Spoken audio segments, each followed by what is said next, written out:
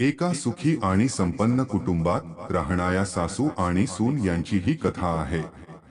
सासूचे नाव अंजली आणि सुनेचे नाव प्रिया। दोन्ही स्त्रिया अतिशय सुंदर, हुशार आणि आपापल्या परीने समर्पित होत्या। अंजली अतिशय सौम्य स्वभावाची स्त्री होती आणि तिने सर्वांची मने जिंकली होती। प्रियानेही पती आणि कुटुंबाच्या सुखशांतीसाठी खूप काही केले।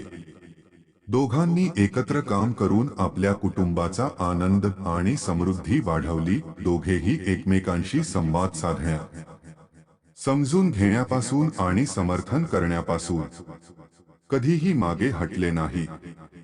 त्यांनी एकमेकांच्या मतांचा आदर केला आणि एकत्र त्यांच्या घरातील समस्या सोडवल्या। दोघांनी नेहमी वाटाघाटी, तडजोड आणि समावेशाला महत्त्व दिले। कालांतराने अंजली आणि प्रियाचे नाते अधिक घट्ट होत जाते।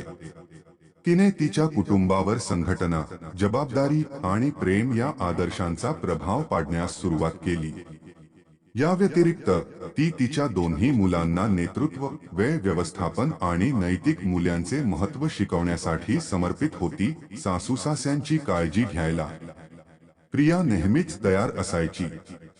तिने त्यांच्या गरजा समजून घेतल्या आणि त्या पूर्ण करण्यासाठी वेळ काढला।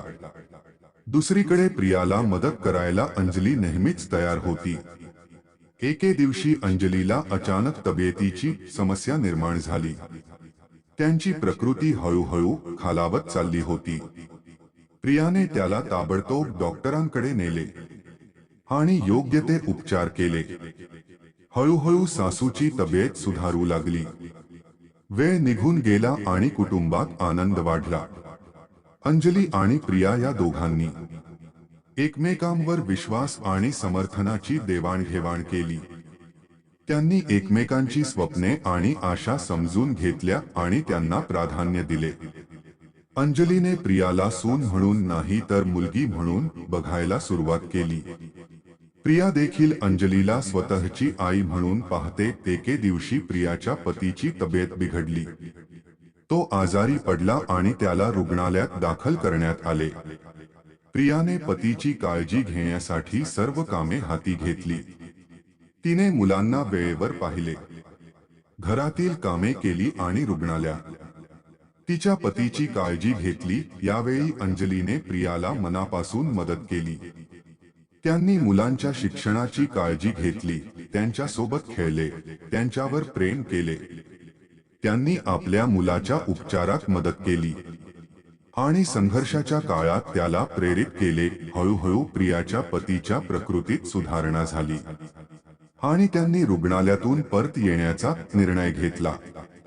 अंजली आणि प्रिया या दोघींनी त्याचं स्वागत केलं आणि आपापल्या घरी त्याचं स्वागत केलं।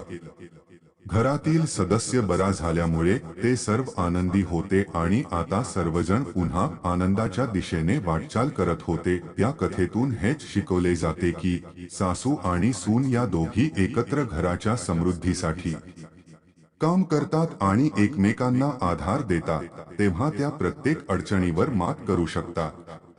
संघर्ष, समस्या आणि बदलत्या काळामध्ये हे नाते वेगळेपणाचे आणि आपुलकीचे प्रतीक बनते। सासू-सून यांच्या नात्यात तडजोड आणि सहकार्याची भावना असणे अत्यंत आवश्यक आहे। जेव्हा आपण एकमेकांच्या गरजा समजून घेतो, त्यांचा आदर करतो आणि समर्थन करतो, तेव्हा आपण स्वतःला आणि आपल्या कुटुंबाला आनंद आणि समृद्धीकडे नेऊ शकतो। हे नातं केवळ नावावर नसून विश्वास, प्रेम आणि सहकार्याच्या पायावर असायला हवं। त्या कथेत दाखवण्यात आलेले सासू-सून यांच्यातील प्रेम, समजूतदारपणा आणि सहकार्याचे उदाहरण आपल्याला समरस कुटुंबाचे महत्त्व आणि ताकद ओळखून देते।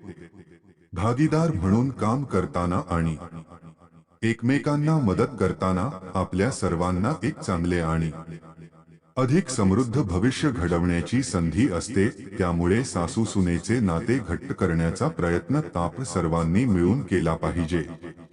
आपण एकमेकांच्या समस्यांचा आदर केला पाहिजे आणि एकमेकांमधील संघर्ष सोडविण्यासाठी सहकार्य केले पाहिजे। हे आपल्या कुटुंबाच्या आनंदाचे रहस्य आहे आणि आपण ते समजून घेतले पाहिजे।